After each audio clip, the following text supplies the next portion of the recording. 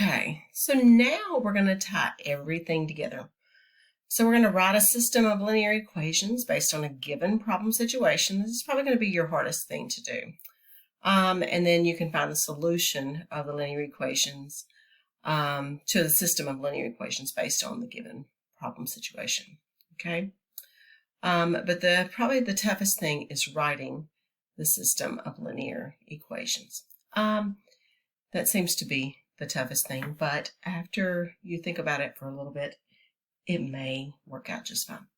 So we have a collection of nickels. Nickels are how much a piece? 0.5. And quarters, 0.05, sorry. And quarters are 0.25. And they're worth $4.65. There's 3 more nickels than quarters. How many coins are in the collection? Okay, so the question is asking this. They're asking how many coins are in the collection.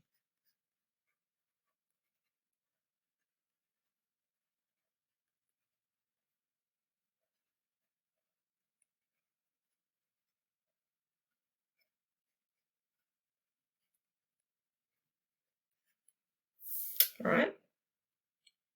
So we need to think about our important information. So we have a total of $4.65. We have 3 more nickels than quarters. And we only have nickels and quarters. Okay. Make this a little bit bigger. Sometimes it's easier to see whenever it's bigger. That's good. Perfect. All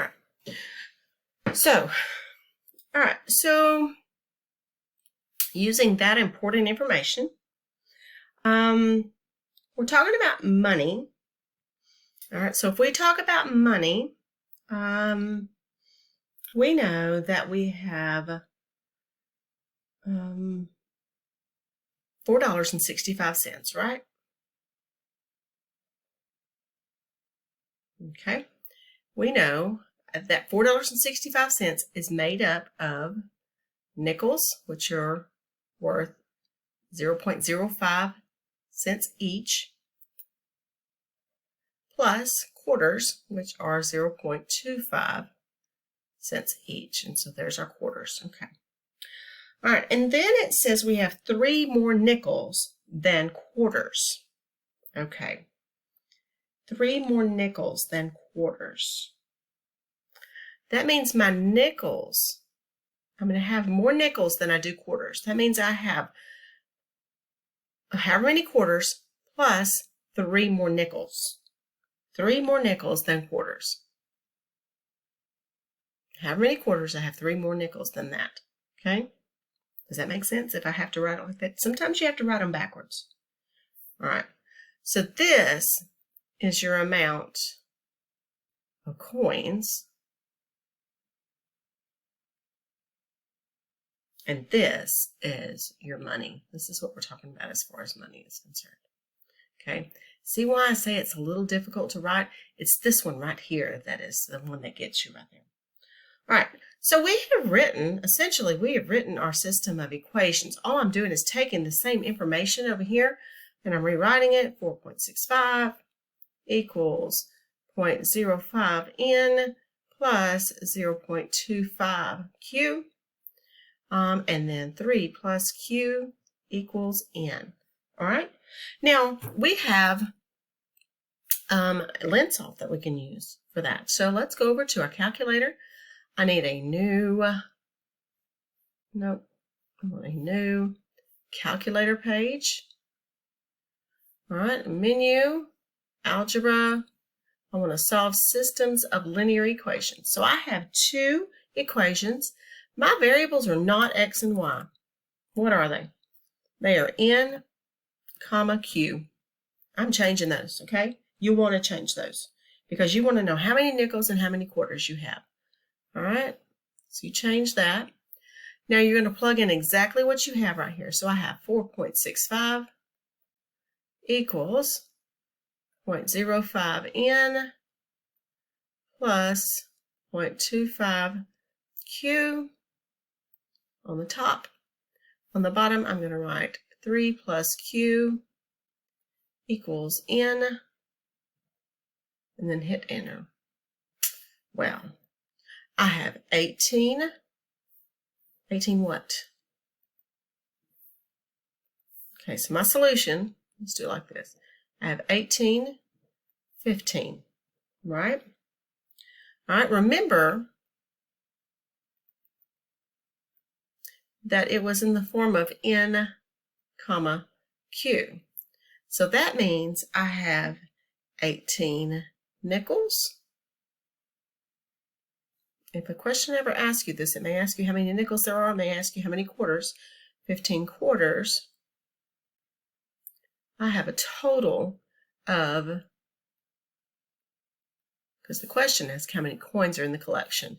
18 plus 15 is 33. I have 33 coins total.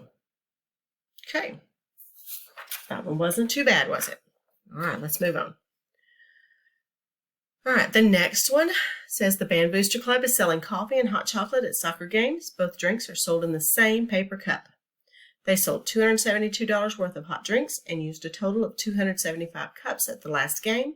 If hot chocolate sells for $1.25 and coffee sells for 75 cents, how many of each type of hot drinks did they sell? The question asks this: how many of each type of hot drinks did they sell? So that's what they're asking. That's the question. How many of each type of hot drinks did they sell? That's what you always want. You always want to know what the question is asking. Because if you lose sight of that, then you may answer the wrong question. Okay? So we need our important information. Okay? So we have some important information. First of all, they sold a total amount of $272.25. Not that much. Okay? Let's see, they have a total of 275 cups.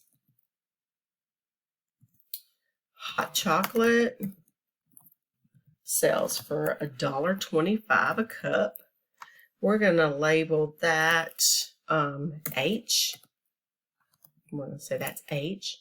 And then coffee is 75 cents. And we're going to call that C. Okay? All right. So let's make this a little bit bigger. All right. So, then we're talking about money first. Let's do our money first. Always easier to do the money part first. All right, so we sold a total of $272.25. To get that, we had hot chocolate. That was $1.25 each. So we multiply $1.25 times the H, because that's how much hot chocolate was, plus the 75 cents, 0.75 times every cup of coffee we represent as C, right?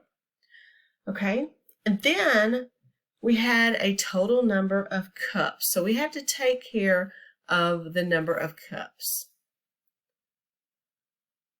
All right, so we had a total of 275 cups. And the type of cups we had were hot chocolate and coffee. Okay, same cup, different things inside the cup. Okay, all right. So we just have to rewrite these. I'm just going to say this is where this goes. Okay, we're going to rewrite that. So we're going to take that and we're going to use LinSolve again. I mean, I still have it here, right? Menu, algebra, solve systems of linear equations. I have two equations. My new variables are H and C, so H, comma, C, hot chocolate and coffee, right? Right, so we have 272.25 is equal to 1.25H plus 0.75C. And then on the bottom, we had 275. The second equation was 275 equals H plus C, because we had hot chocolate in some cups and coffee in some cups. And we hit enter, and we sold. So it tells us how many of each type of drink we sold. So our solution is 132, 143. Okay, so that means our H was 132, our C was 143. So we sold, out of hot chocolate, we sold 132 cups. And then for coffee, we sold, whoa, that just went everywhere, didn't it? So for coffee, we sold, how many? Oh, 143 cups. Okay. You can rewrite this if you want to. I just wasn't going to take the time to do it. I'll let you go back and do that. All right. So some of them are easier than others, and some of them are not. So what I want you to do is I want you to think about this next one, because it is a little bit, let's see how you do on it. It is a little bit different. The farm has only sheep and geese. It has a total of 58 animals and a total of 180 legs on the animals. How many sheep and geese are on the farm? So I'm going to pause the video. The question that they're asking is how many sheep and geese are on the farm. So they want to know how much of each one of them. All right, so that's the question. Make sure you get your important information, write your equations, do your system of equations, and then tell me the solution. See how we do on that, okay? I'll come back and we'll check your answers. Okay, so how did you do? How'd you do? All right, so the question asked how many sheep and geese are on the farm. All right, so it told you that there were 58 animals and a total of 180 legs on the animals.